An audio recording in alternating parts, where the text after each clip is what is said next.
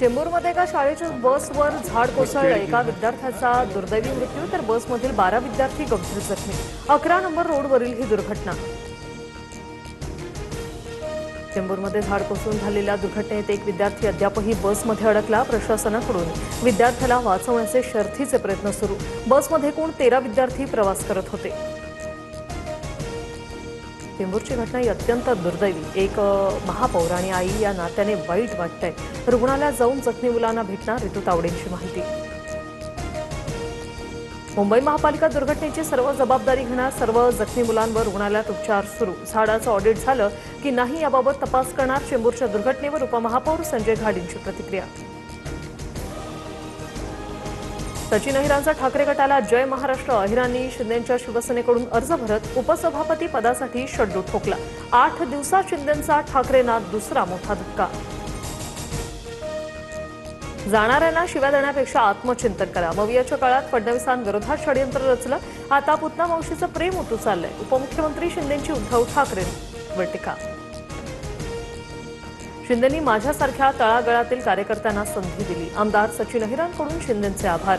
तर राजकीय टीकेला योग्य वेळी उत्तर देणार. पक्षप्रवेशानंतर अहिर यांचं वक्तव्य. हे ऑपरेशन टायगर नसून ऑपरेशन फडणवीस. भाजप उपऱ्यांना डोक्यावर बसवतंय. कुणी आलं गेलं तरी फरक पडत नाही. सचिन अहिर यांच्या शिंदेसेनेत प्रवेशानंतर आदित्य ठाकरेंचा निशाणा. खरं तर ऑपरेशन नसून बाकी. आदित्य ठाकरे वगळून सर्व आमदार शिवसेनेत येणार. मंत्री संजय शिरसाट यांचा मोठा दावा.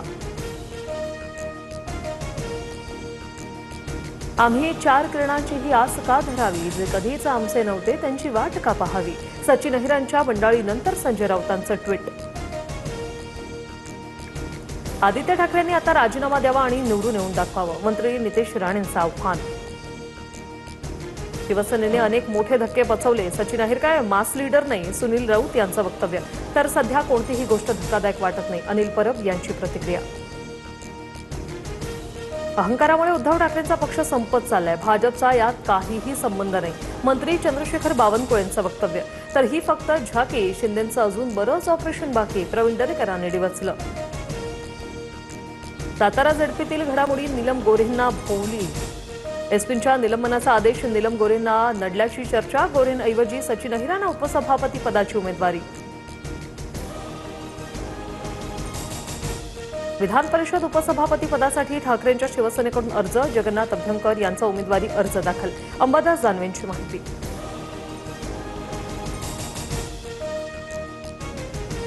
ओमराजे निंबाळकर आणि तानाजी सावंतांनी काल वर्षावर मुख्यमंत्र्यांची भेट घेतली. फडणवीसांसह तासभर चर्चा. विकास कामांसाठी भेट घेतल्याची माहिती.